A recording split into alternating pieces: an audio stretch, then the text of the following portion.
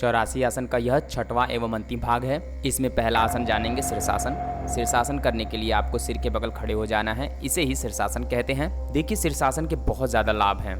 शीर्षासन से आपके मस्तिष्क में ब्लड प्रवाह अच्छा होने लगता है, जिससे कि आपकी याददाश्त क्षमता बढ़ जाएगी। चेहरे पे ग्लो आ जाता है, आंखों की रोशनी बढ़ जाती है। अगर आपके बाल झड़ने की समस्या है तो उसमें भी बहुत ज़्यादा लाभ मिलता है। ब्लड प्रेशर में भी बहुत ज़्यादा लाभ मिलता है। लगभग शीर्षासन बहुत से प्रॉब्लम को दूर करने में हमें मदद करता है। इसलिए प्रतिदिन आपको 1 से 1.5 मिनट शीर्षासन अवश्य करना चाहिए। अब जानते हैं एक पादानुआसन। एक पादानुआसन करने के लिए आपको दोनों पैर सामने की तरफ फैला देना है। किसी भी एक पैर को अपने सर से पीछे करते हुए गर्दन पर टिका देना है, इसे ही एक पादानुआसन कहते हैं। इससे आपकी थाई में अच्छा खासा खिंचाव होता है, पैर के मांसपेशियों में मजबूती आती है, पैर की थकान को दूर करता है। अब जानते हैं सर्वांगासन। सर्वांगासन करने के लिए आपको सीधा लेट जाना है। अब अपने दोनों पैरों को ऊपर की तरफ कर लेना है। सर और गर्दन जमीन पर स्पर्श होने चाहिए। आप चाहे तो अपने कमर को दोनों हाथों से सपोर्ट दे सकते हैं, इसे ही सर्वांगासन कहते हैं। सर्वांगासन सर्वाइकल में बहुत ज्यादा मदद करता है। यह हमारी पाचन शक्ति बढ़ा देता है, चेहरे पे ग्लो लाता है, मस्तिष्क में रक्त प्रवाह बढ़ा देता है। ब्लड प्रेशर में भी यह बहुत ज्यादा मददगार है। अब जानते हैं पश्चिमोत्तानासन। पश्चिमोत्तानासन करने के लिए आपको पैर सीधा करके बैठ जाना है। दोनों हाथों से दोनों घुटने को पकड़ लेना है। अब अपने नाक को अपने पैर के घुटने से स्पर्श कराएं, इसे ही पश्चिमोत्तानासन कहते हैं। यह आसन हाइट बढ़ाने के लिए बहुत ज्यादा मदद करता है। इस आसन से ब्लड प्रवाह बहुत ही अच्छे तरीके से होने लगता है। पैरों में अच्छा खासा खिंचाव होता है, मन शांत होता है, कमर के ब्लॉकेज खुल जाते हैं, पाचन शक्ति बढ़ जाती है, शरीर में मजबूती आती है। अब जानते हैं नटराज आसन। नटराज आसन करने के लिए आपको सीधा खड़ा हो जाना है। दाहिने पैर को दाहिने हाथ से पकड़ लें और पैर को पीछे की तरफ लेते जाएं। दूसरे हाथ को सामने की तरफ कर दें और कुछ नटराज पोज में आ जाएं।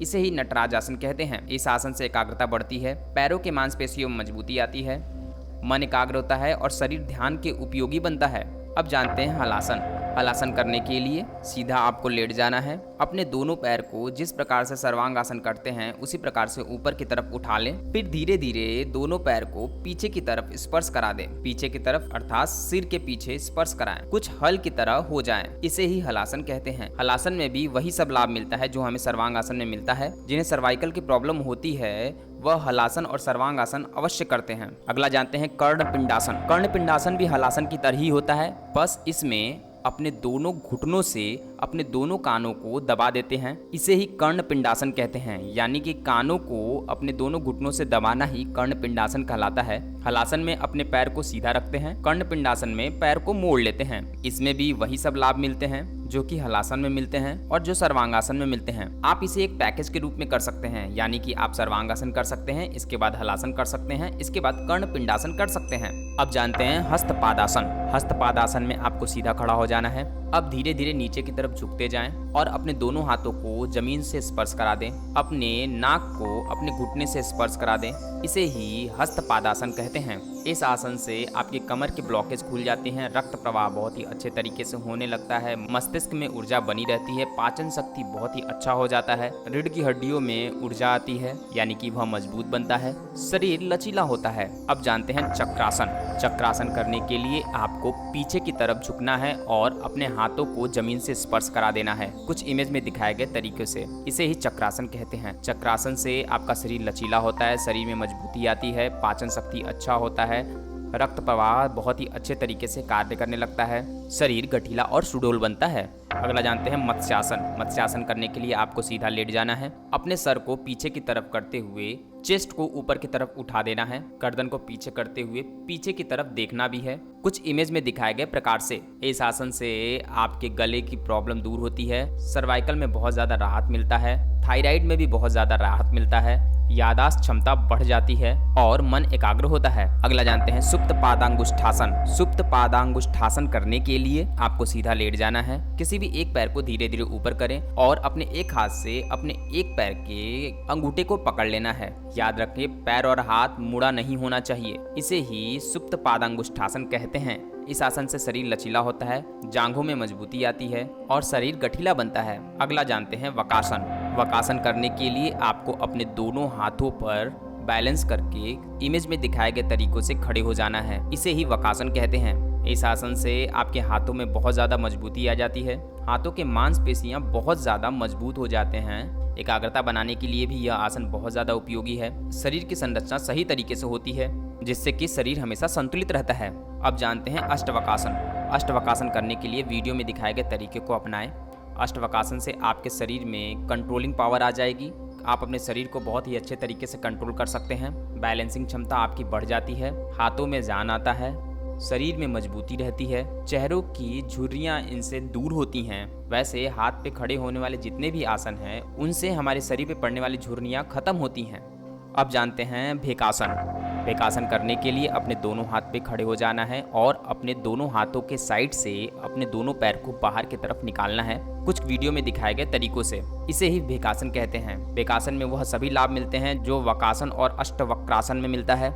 आगे आने वाले जितने भी आसन हैं, उनमें लगभग लाभ समान रूप से होता है, यानी जो लाभ एक आसन में मिलता है वही लाभ दूसरे आसन में भी मिलता है। इसलिए आगे आने वाले सभी आसन, यानी वक्रासन से लेकर आगे आने वाले जितने भी आसन हैं, उन आसनों को आप पैकेज के रूप में कर सकते हैं। अब जानते हैं भुजपिंडासन।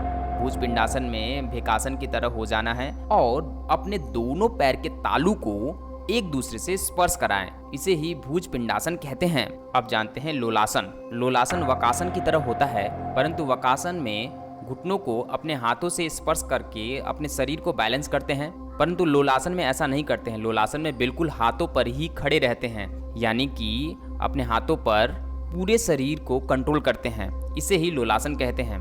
आप इमेज में देख सकते हैं कि किस प्रकार से लोलासन किया जा रहा है और किस प्रकार से वक्रासन किया जा रहा है। अगला जानते हैं टिट्टिभासन। टिट्टिभासन भी भेकासन की तरह ही किया जाता है, बस इसमें थोड़ा सा पैर ऊपर की तरफ होता है। इमेज में दिखाए गए डिफरेंस को आप देखकर समझ सकते हैं। अब जानते हैं तुलासन। तुलासन करने के लिए आपको पद्मासन लगा लेना है और अपने दोनों हाथों से अपने शरीर को ऊपर की तरफ उठा दें। इसे ही तुलासन कहते हैं। इससे आपकी पाचन शक्ति बहुत ही अच्छी हो जाती है। आपके पेट की जठराग्नि प्रज्वलित हो जाती है। आपका शरीर गठीला होता है। शरीर में बैलेंस करने की क्षमता आ जाती है। मन एकाग्र होता है और हाथों में अच्छा खासा जान आ जाता है। अब जानते हैं मयूरासन। मयूरासन करने के लिए अपने दोनों हाथों के कोहनी को पेट पर यानी नाभि पर लगा के शरीर को सीधा रखते हुए पूरे शरीर को अपने कोहनी पर टिका देना है। इसे ही मयूरासन कहते हैं। मयूरासन से आपकी पेट की अग्नि बढ़ जाती है। पाचन शक्ति बहुत ही अच्छा हो जाता है। वेट कम करने के लिए मयूरासन बहुत ही उचित माना जाता है। शरीर में बैलेंस करने की कमाल की क्षमता आ जाती है। शरीर गठीला होता है। ब्लड प्रेशर की प्रॉब्लम दूर होती है। रक्त प्रवाह बहुत ही अच्छे तरीके से होने लगता है। अब जानते हैं कुक्कुटासन। कुक्कुटासन करने के लिए आपको सबसे पहले पद्मासन लगा लेना है और अपने दोनों पैरों के अंदर से ही दोनों हाथ को निकालना है और हाथों पर पूरे शरीर को उठा देना है। इसे ही कुक्कुटासन कहते हैं। तुलासन में मिलने वाले सभी लाभ कुक्कुटासन में भी मिलते हैं। अगला जानते हैं गर्भासन। गर्भासन करने के लिए आपको पद्मासन में आ जाना है। अपने दोनों हाथों को दोनों पैरों से निकालते हुए अपने गाल को अपने दोनों हाथों के हथेलियों पर टिका देना है।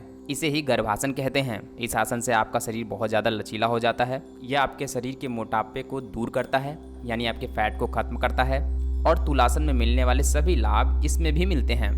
अब जानते हैं अधोमुख वृक्षासन। अधोमुख वृक्षासन के लिए अपने दोनों हाथों पर सीधा खड़े हो जाना है। इसे ही अधोमुख वृक्षासन कहते हैं। शीर्षासन में मिलने वाले सभी लाभ इसमें मिलते हैं। साथ में आपके हाथ इसमें बहुत ज़्यादा मजबूत हो जाते हैं। बैलेंस क्षमता कमाल की हो जाती है। आप हर चीज़ पे बहुत ही अच्छे से नियंत्रण करने लगते हैं। इसलिए अधोमुख वृक्षासन का अभ्यास आपको अवश्य करना चाहिए। इसे आपको अवश्य सीखना चाहिए। अंत में हम जानते हैं शवासन। शवासन का भी बहुत ज़्यादा लाभ है। हर आसनों को करने के बाद आपको अंत में शवासन अवश्य करना चाहिए ताकि आपका शरीर सही तरीके से स्थिर हो सके।